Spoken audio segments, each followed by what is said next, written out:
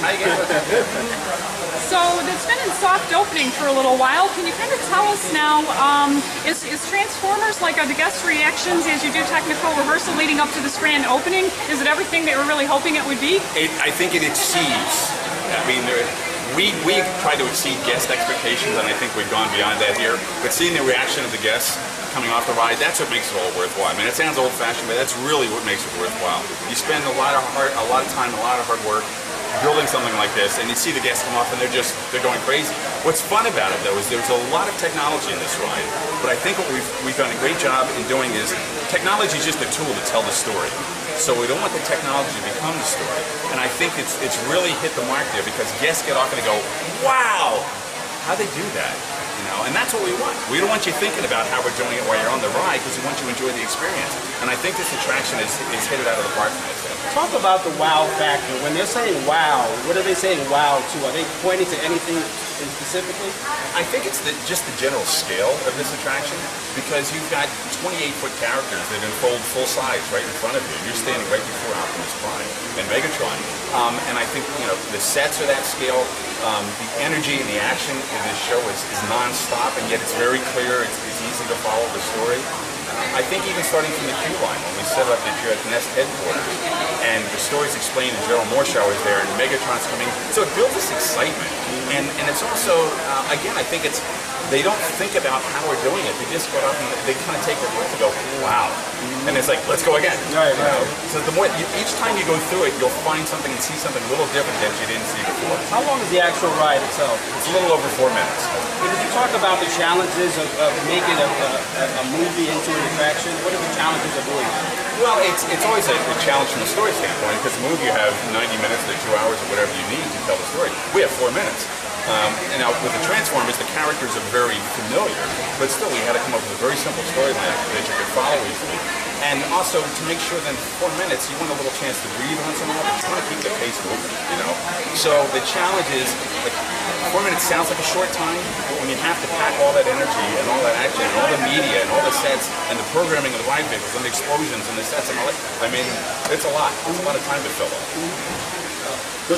Was there any differences between this attraction versus its counterparts in Hollywood and Singapore?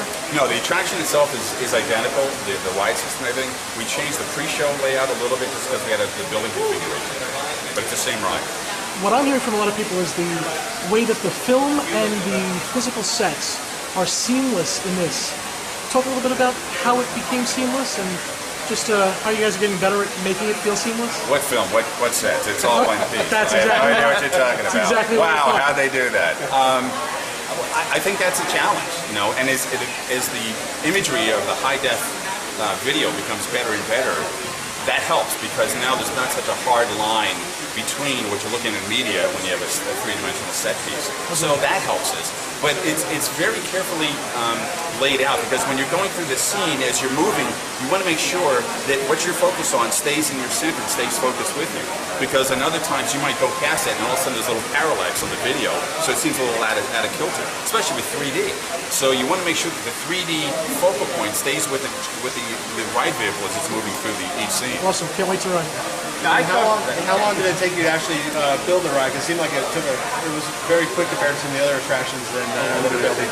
This is the fastest we've ever built in the history of the company, the fastest we've ever built an attraction of this scale and this size. Now, keep in mind, we did it twice before. We had it open in Universal Studios in Singapore and in Hollywood. So we had the advantage of knowing how things were supposed to go together. The jigsaw puzzle we put together once, we just had to take the same pieces. How many months was that? Like 10 and a half months. 10 and a half. Yeah. And did you learn from Spider-Man? I covered the Terminator ride when you first opened that in '96. Could you talk about how the technology has changed from then until now? Well, I think a lot of it, I mean, we were just talking a minute ago about the 3D video and how the high definition is. It's been enhanced to the point where it's hard to tell, you know, the real from the video. The ride vehicle is like something you never would have had back in those days. And the blending of the sets with the video, able to put new lighting technology to work so that you don't see those separations. The special effects, the explosions that you couldn't do 17 years ago, whatever, we can now do inside of a building. it almost moves faster than you can keep up with it. And that's a challenge for us because there's so much technology out there. You can see great things in your home. So what we need to do is create an experience that makes you want to come to the park because you can't sit in your living room and experience Transformers. You have to come here and ride the attraction. Did you learn anything from Spider-Man, since you kind of, it's like a counterpart to that? Were there any lessons that you learned from that original, back all those years ago? Well, I mean, I think Spider-Man worked. I mean, obviously, it's been great. We actually redid it in 2012 and updated that. But I think what we really raised the bar on this is the scale of this. And again, Spider-Man is an animated environment. This is a real-world environment. So we had to really raise the bar huge because we had to make you believe you were in a real set, not in a cartoon anymore. So I think what we learned was how to make the system work and how to blend the sets and the media. But in this case, we've just taken that so much further. What was the price tag for this? Are you guys throwing out a figure on how much you guys spent to build this? I haven't got a clue. That means no comment. No, we don't talk. Ballpark? It'd be easier to get Megatron to admit he's a good guy. Okay. Right. All right. Thanks, guys. Thanks a lot.